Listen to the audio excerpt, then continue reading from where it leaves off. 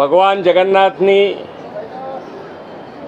રથયાત્રાના પવિત્ર પર્વની પૂર્વ સંધ્યાએ રાજ્યના સૌ નાગરિકોને ખૂબ ખૂબ શુભેચ્છાઓ પાઠવું છું।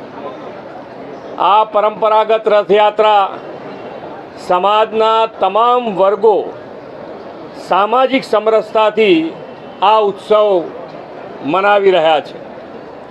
આ ઉત્સવ દરેક જણ ખૂબ સારી રીતે આ આનંદ ભગવાન જ્યારે પોતે દર્શન આપવા આવતા હોય એ દર્શનનો લાવો લેવા માટે દરેક જણ દરેક વ્યક્તિ ખૂબ સારી રીતે દર્શન કરી શકે એ માટે સરકાર અને પોલીસ તંત્રએ ટેકનોલોજીનો ઉપયોગ કરીને ખૂબ સારી વ્યવસ્થા કરી છે।